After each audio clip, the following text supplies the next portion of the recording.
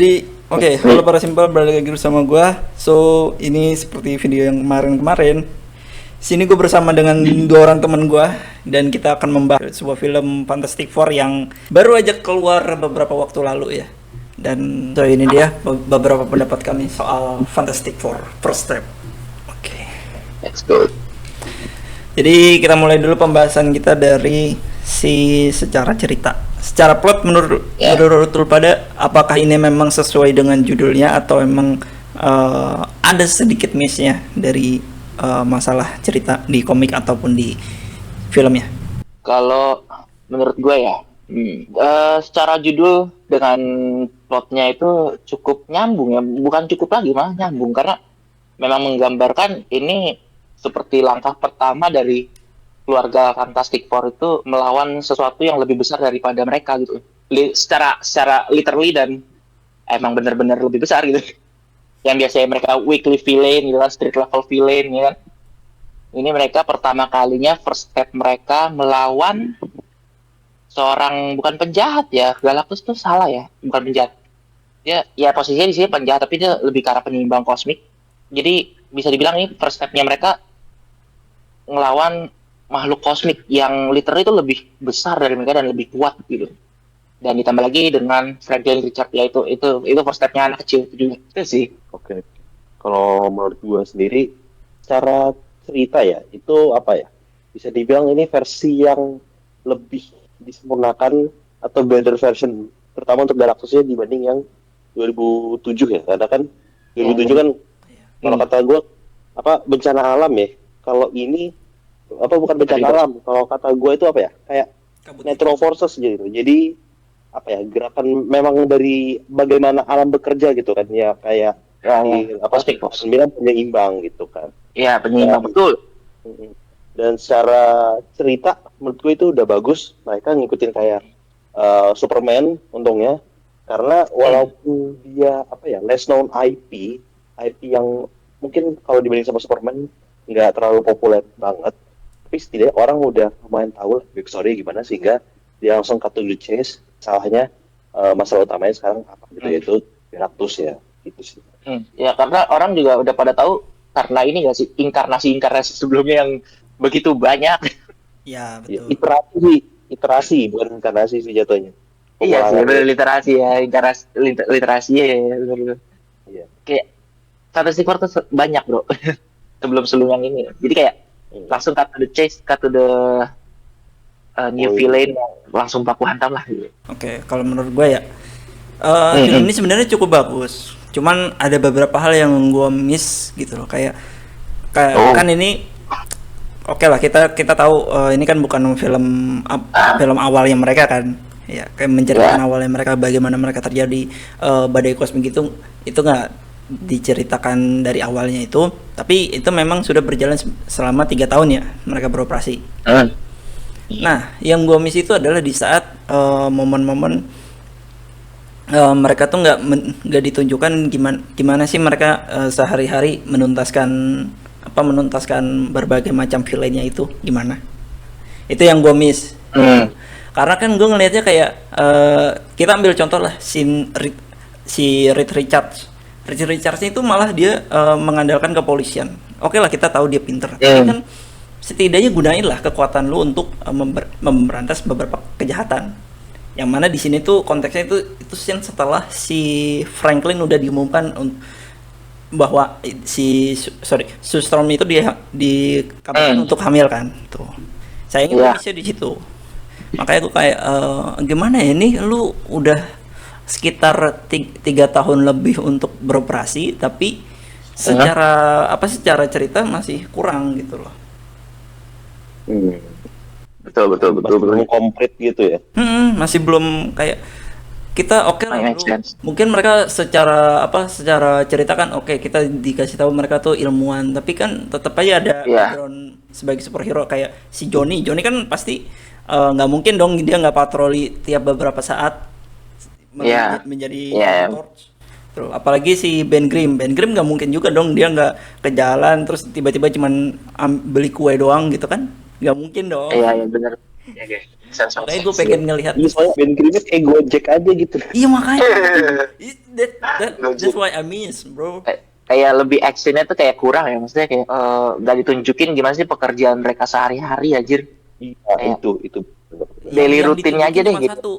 Cuman dua, si Sue Storm sebagai CEO di Future Foundation sama Iya. si Reed yang dia ngajar. Itu doang kan yang Oh iya, itu doang. Sedangkan Johnny sama Ben tuh kayak kerjanya ya kayak bocah rumahan aja.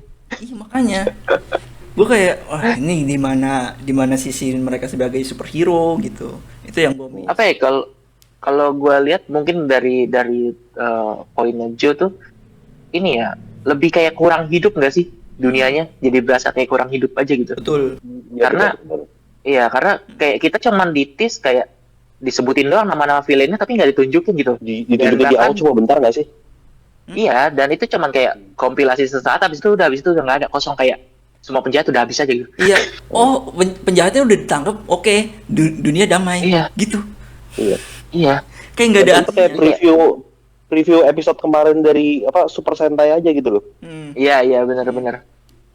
Nah, sedangkan di film ini tuh jadinya kayak kurang aja gitu. Emang sih fokusnya ke Shia LaBeouf dan Galactus ya itu bagus, cuman kayak itu yang bikin dunianya tuh jadi nggak hidup gitu loh. Malah lebih hidupan pas mereka di kapal Galactus aja. Nah, lebih berasa. Itu salah satu kita bahas scene favorit dah. Kalau menurut gue salah satu scene favorit gue adalah di kapal Galactus. Itu keren. Kapal Galactus. Itu bro, itu hidup banget itu animasinya. Si Shalabalnya dia menggunakan kekuatan Silver Surfer, terus kemudian si Galactus yang benar-benar mengintimidasi mengintimidasi gitu. Wah, makanya ya, itu lebih berasa gitu. Betul. Agree. Favorit. Kayaknya pas itu sih, pas di mana? Di dekat bintang neutron itu loh. Oke. Gitu. Yang ini ya lontar ya, yang jadi kayak ketapel gitu ya. Itu kayaknya keren, tapi sebenarnya kalau dipikir nggak masuk akal karena harusnya dengan gravitasi kuat itu harusnya udah lahiran dari tadi tuh. Iya. Bener. Franklin udah keluar jauh doang gitu.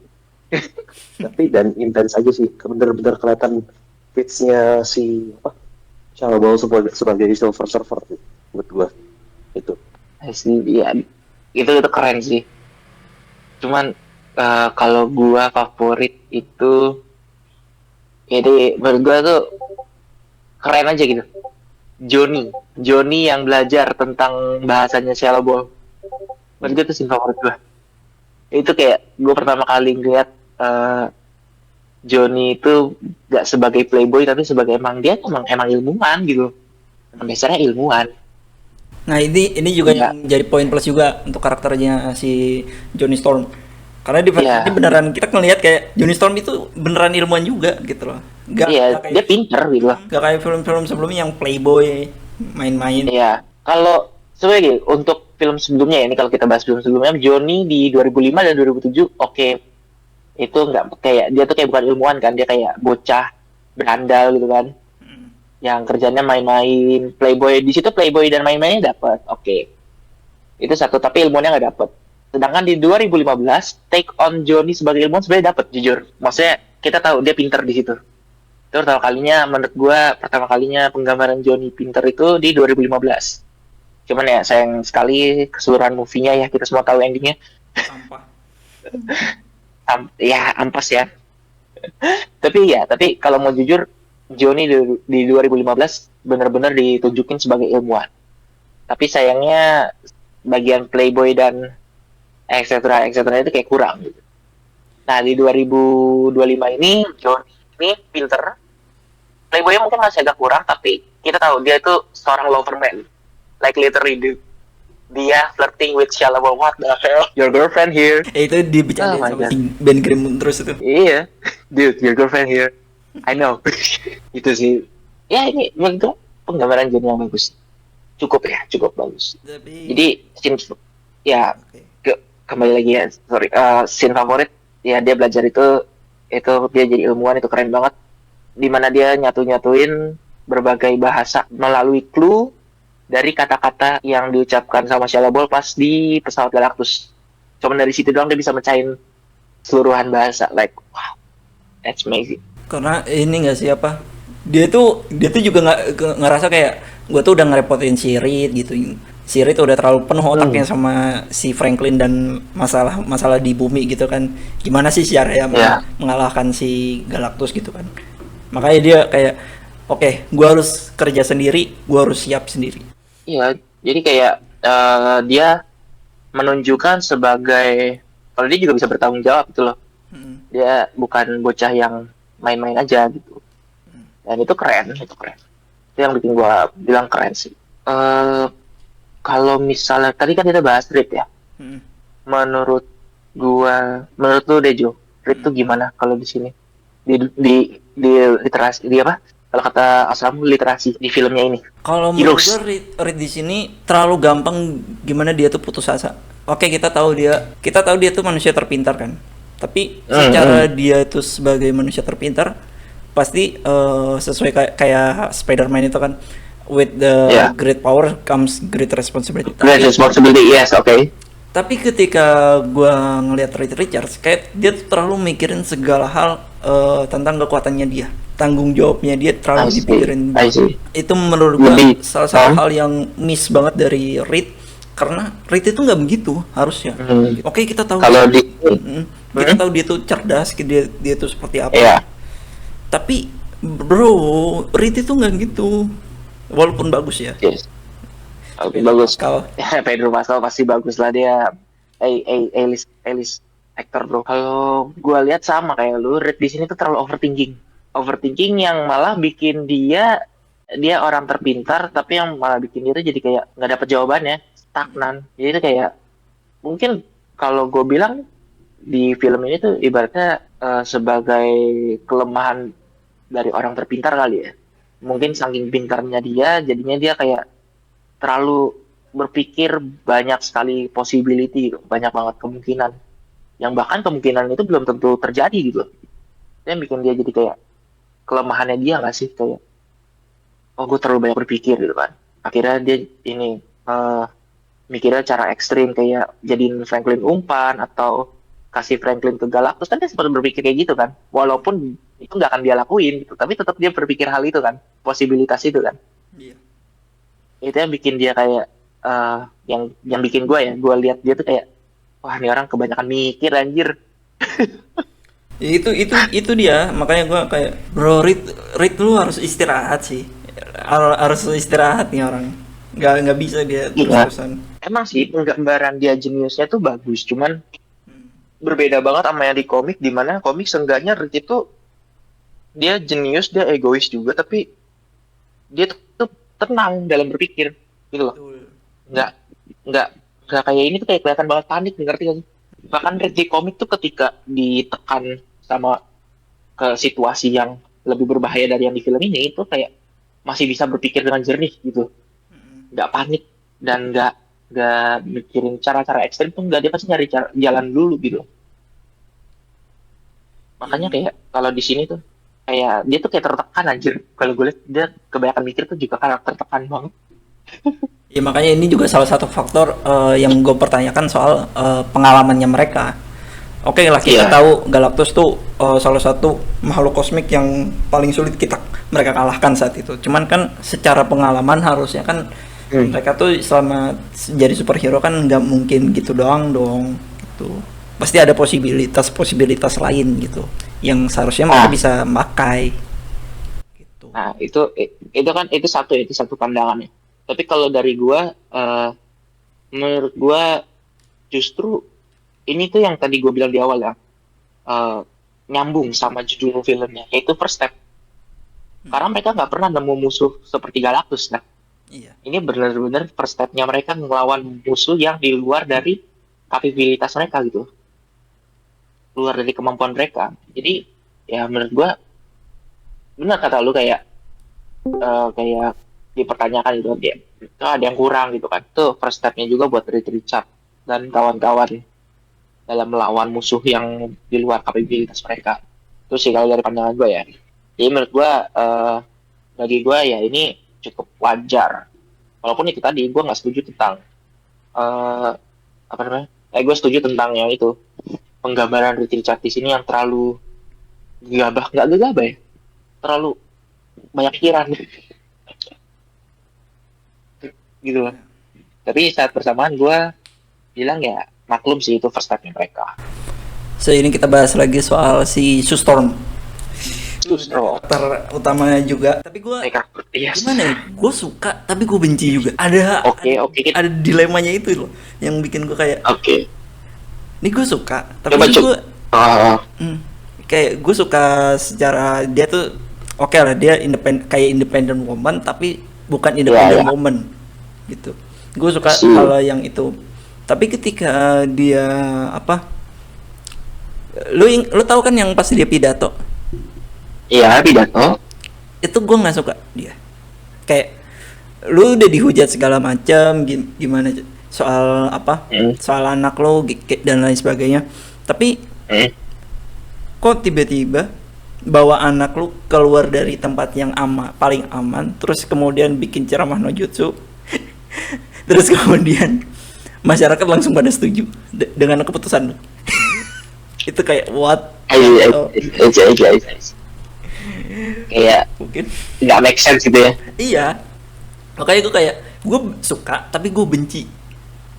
Ada ini dua tuh nggak bisa dipisah. Ya oke. Karena nggak make sense gitu, karena kayak awal yang kalian yang benci itu kenapa jadi tiba suka aja gitu. Yes. Kalau gua Sustrom, ya dari dulu Sustrom nih karakter yang cukup sebagai penyeimbang tim sih ya. Menurut gua di sini gue suka penggambaran dia yang tampak seperti keibuan, yang dimana benar-benar kayak dia tuh jadi sosok apa ya? Selain ibu bagi Franklin secara harafiah gitu ya, itu jadi kayak sosok eh, ibunya keluarga mereka gitu, the mothers of the four aja, mothers of the three gitu. Kayak dia tuh hubungan dia dengan adiknya si Johnny sama Ben tuh kayak benar-benar gue suka aja gitu interaksi mereka. Ya dia dengan Ben tuh seperti sahabat, emang sahabat banget, sahabat baik, bestie. Dan sama adiknya tuh yang sayang banget gitu loh sama adiknya. Itu yang gue suka. Tapi kalau yang gak gue suka dari Sustrom yang sekarang ya, mungkin lebih ke arah ya yang tadi Joe point out itu make sense. Sama ini sih tentang yang dia marah sama Reed itu, yang rencananya Reed gara-gara Reed pengen ini pakai si Franklin, kan dia marah kan tuh sama Reed. Cuman gue bingung aja gitu, kenapa akhirnya bisa nyerah dan akhirnya biarin Franklin jadi umpan. Gue bingung gitu. Gue lebih kayak apa yang bikin dia nyerah anjir? Apa karena dia juga sama putus asanya kayak Reed atau gimana? Padahal sebelum-sebelumnya dia marah, dia kayak senang kalau misalnya Reed tuh mikirin sebuah rencana yang melibatkan Franklin sih. Kayak kira aja gitu. The duality man, the duality. Sama gue setuju juga, apa ya, kayak dari awal kan dia udah bilang lu apa ya, sifat keibuannya keluar banget, apalagi ibu yang baru lahiran gitu kan, pasti protektif banget sama anaknya gitu kan, kayak sampai si Reed nyadar kan dia salah ngomong gitu kan, dia ngomong kayak tapi rencananya bener, masuk akal dan tersedia gitu. Terus si Su kan ngomong apa lu? Oh enggak kayak ngomong apa gitu kan, terus dia wah salah ngomong nih dia kan, tapi bener-bener kelihatan emosi kan. Terus yang tiba-tiba speech dia untuk bawa keluar anaknya gitu kan, yang mana sangat mungkin itu anaknya tiba-tiba bisa diapa-apain lagi di tengah kerumunan massa yang lagi ngamuk ya. Iya. Dan tiba-tiba berubah, dia sendiri yang ngasih ide untuk ya udah nih pakai si Franklin aja. Itu kayak ya, iya dari awal tuh udah harusnya keibuan aja gitu loh. Dan kalaupun memang si apa ya akhirnya rencananya pakai Franklin sebagai umpan, itu kesannya itu harusnya pas apa kesannya itu inisiasinya dan dari si Sustorm itu jadi kayak ya udah deh gitu loh, kayak atau agak berat hati gitu. Ini kan iya apa, dia kan pokoknya pas si Shelby ngancurin semua portal kan, oh gue tahu nih, kita pakai anak kita aja. Hah justru tiba-tiba gak apa si Ben sama Johnny kan kayak gak ada sepupu gue tuh mau apain gitu kan. Iya. Lucu aja gitu. Ponakan. Iya ponakan. Makanya kayak dari awalnya bener udah keibuan banget, dan bener-bener kayak apa ya, ibu yang baru ngelahirin kan, ya ego, kalau dibilang ego sih memang gitu. Kalau apa? Ya wajar. Kalau sebaliknya terjadi di lu, itu juga pasti ternyata setan aku. Dan akhirnya tiba-tiba Iya. di belakang, tiba-tiba kembali aja. Sama sih gue kurang lebih. Jadi kayak pas ke belakangnya tuh jadi kayak membingungkan gak sih? Di pertengahan ya, sorry, Iya. bukan pertengahannya tuh jadi membingungkan, maunya tuh gimana anjir dibikinnya si Su. Makanya Iya, benar. developnya dia tuh kayak ada yang dibikin hilang tapi ada juga yang dibikin bagus. Iya. Sekarang lanjut lagi kita bahasnya si Ben Grimm di Dan Grim, ngeting, The Thing, favorit gua kedua mamen. si John. Ting menurut gua apa ya, kesannya jauh lebih dewasa, lebih mature. Cuma gua apa ya, gua suka dengan The Thing ini. Cuma untuk apa ya, kayak karakternya itu lebih hidup di yang 2005 2007 gitu loh. Karena kan yang udah berantem mulu sama Johnny gitu kan. Apa ya, kayak dinamikanya kerasa gitu. Yang The Thing sebagai bisa dibilang member paling bukan terzolimi sih ya. Member yang paling apa sah, member paling apa sah gitu kan. Iya kan, dengan segala kan kalau dilihat di 2005 2007 kan dia berasa apa ya? Berasa kayak apaan sih ini, lu tiba-tiba dapat super power semua tapi masih bagus-bagus badannya, gue sendiri ampas gitu loh. Iya, Apa dia salah. apa, kerasa kalau kenapa tuh kan gue gini gitu. Salah. Kalau ini kayak mungkin Iya. mungkin karena udah 3 tahun juga yang di logowo, cuma menurut gue band ini lebih jadi apa ya, om yang kalem aja sih. Tetap gue suka, cuma untuk dinamika karakternya gue lebih prefer yang dulu. Bagus 2005 ya. Iya. Kalau gua sukanya The Thing ini, mungkin gue sukanya The Thing ini, iya, dia sayang banget sama anak-anak. Itu keren. Bener. Itu keren. Jadi itu kalau gue ya, ini secara pandangan gue aja ya, secara penangkapan gue tuh, penafsiran gue tuh kayak no matter how you look gitu, bagaimanapun bentuk rupamu, ya kamu nggak bisa dijudge dari itu gitu. Ya itu thing gitu, kayak dia rupanya tuh berantakan tapi lihat dia sama anak-anak baik, kayak mengayomi gitu, kayak he's a fun guy gitu, kayak dia tuh bukan monster gitu. Banget gitu ya. Iya, lovable banget. Jadi kayak nggak peduli rupamu gitu, kayak nggak peduli rupamu tapi selama kamu melakukan kebaikan gitu kan, itu sih. Cuman kalau bagian yang kurangnya, ya benar kata Samu, di sini The Thing kurang apes. Sorry, tapi itu yang benar kurang apes. Bahkan di komik aja tuh pasangan The Thing tuh buta. Iya, itu sesuai sama yang di 2005 2007 kan. Iya, benar. pasangannya buta. Jadi alasan gue The Thing, lupa. aduh gue lupa juga. Jadi alasannya The Thing bisa punya pasangan tuh ya karena pasangannya buta, gitu. Bukan karena kalau yang di ini kan dia apa kayak bentar. Ya apa sih, suster ya? gua nggak suster, dia tuh Guru pemimpin sinagog. Nah, dia pemimpin sinagog. Gitu. Jadi ini kayak kalau detiknya ini ditunjukkan kayak benar kata Samu tadi, om-om kalem yang kehidupannya tuh berasa normal aja gitu. Lovable guy, terus kayak orang-orang suka sama dia gitu. Sedangkan di 2005 aja tuh, bahkan di 2007 masih ada loh beberapa orang yang kayak aneh sama dia. Iya. Freak. Di sini kayak digambarin kayak semua orang yang nerima ya itu bagus ya. Cuman satu sisi jadi kayak perasaan The Thing harusnya agak apes dikit deh. Seminimal-minimalnya tuh apesnya tuh yang benar-benar parah gitu loh. Tidak cuman kakak. Kalau di sini apesnya kayak apa sih, kayak pintu dia jatuh dari tangga, terus kayak kecil aja gitu ya. Iya, betul-betul kayak pintu drawer yang di kitchen tuh lepas gara-gara kunci Herbie. Terus sama yang ketika dia mau cukur jenggot tapi dia nggak bisa gara-gara gergajinya. Oh iya. Apes kocak sih. Kalau beda banget nggak kayak apes yang steaknya besar gitu. Yang kayak dulu kan sampai dijauhin sama istrinya, dicerain kan, gila. Coy, dicerain. Gila, set banget anjir. Cuman ya cuma make sense juga karena di posisi dia kan udah 3 tahun dan mereka itu jatuhnya udah kayak peace gitu Iya loh. udah kayak penyelamat. Jadi udah lovable. Iya udah Iya, iya, WFH, benar, benar, benar. udah ada apa public apa udah ada pokoknya opini publik mereka udah baik gitu loh. Benar sih, benar. Gitu. Jadi Kayak, wajar aja sebenarnya kalau iya. udah nggak apa ya.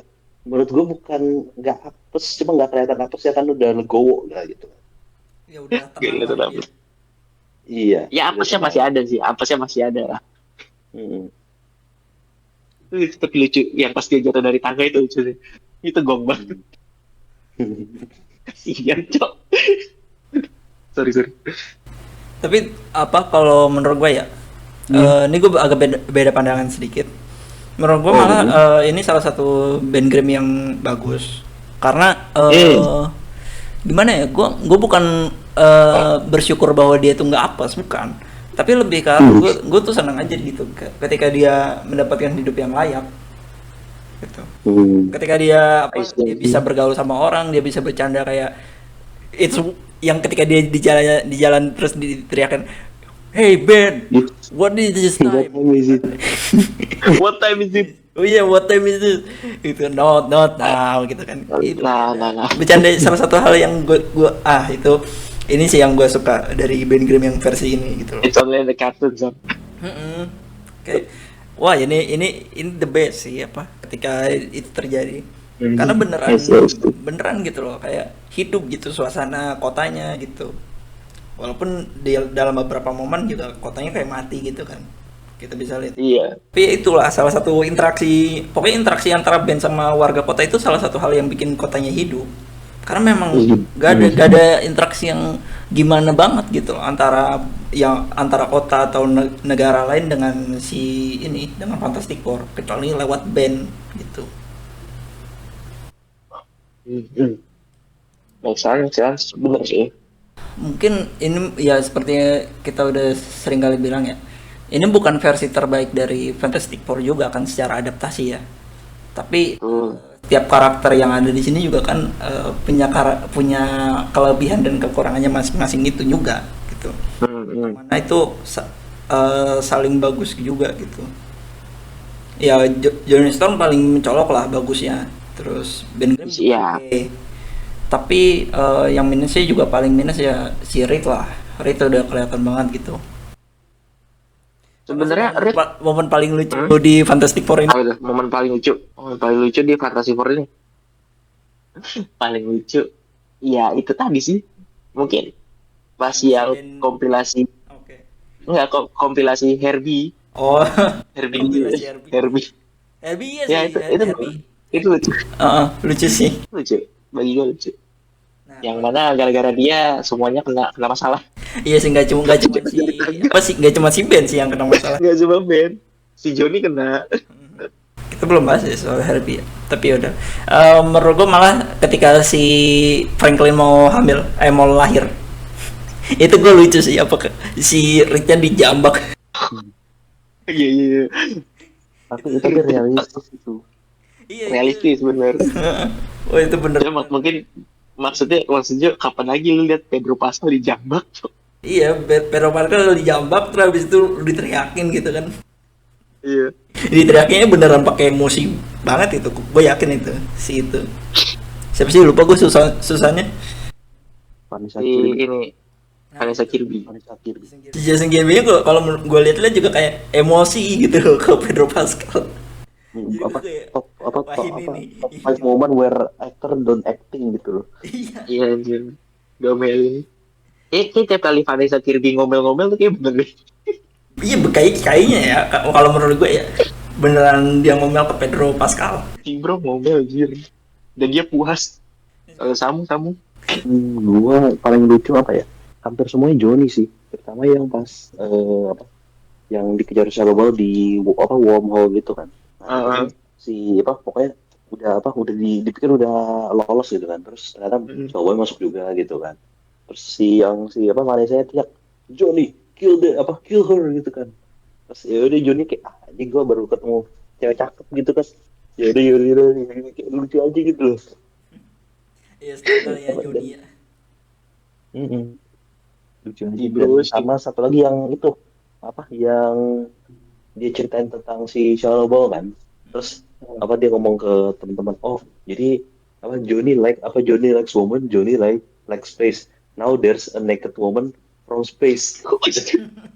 Itu kan kayak aja. It- itu yang pas Tapi iya ngejelasin juga nih. itu. Naked woman from space aja. Iya kan kasarnya kelihatannya kan naked gitu. Iya sih. Benar. Secara keseluruhan Fantastic Four per step menurut lu pada berapa? Dimulai dari Nathan dah, nggak apa-apa. Dari gue Fantastic Four. Sadly it's almost low, tapi ya ini mid lah menurut gue. Keseluruhan 6,6. Agak berani juga ya. Iya, 6,6. Kenapa? Alasannya kenapa? Pertama karena pacingnya terlalu cepat, jadi ada beberapa kali tuh ya itu jadi kayak kurang koneksi aja, kurang terkonek aja gitu feel ya sama karakternya. Cuman gue nggak bisa katakan jelek juga karena menurut gue pesan moral dari Fantastic Four ini tuh benar-benar dapet gitu. Kayak kayak Sue bagaimana menggambarkan seorang ibu ya kan, yang sangat amat menyayangi keluarganya gitu. Gimana sih perjuangan ibu untuk anaknya gitu, nyelamatin anaknya sekuat apa gitu, itu menurut gue part itu kena. Tapi untuk sisanya mungkin karena pacingnya terlalu cepat sih, jadi gue nggak bisa bersimpati terlalu banyak sama berbagai karakter yang ada di MCU. Terutama Shia LaBeouf yang mungkin niatnya writernya pengen bikin kayak kita bersimpati, makanya dikasih scene Johnny ngobrol sama Shia LaBeouf pakai bahasanya Shia LaBeouf kan. Jadi situ gue nggak dapet feel ya, gue nggak ada simpati, gue biasa aja. Karena itu tadi pacingnya terlalu cepet. Ini film pacingnya cepet banget, serius. Kayak kita nggak dikasih waktu untuk nafas. Kayak gue bilang 6,6. Gua paling ngasih 7,1 sih. Jadi solid movie, walaupun kalau dibanding Thunderbolt dia jauh ya. Tapi Iya. dia nggak apa, dia kata gue di atasnya mid gitu. Karena mid sesungguhnya mid adalah bagi gue multiverse of midness sama Captain America mid New Order. Brave New Order. Itu Okay. paling mid ya.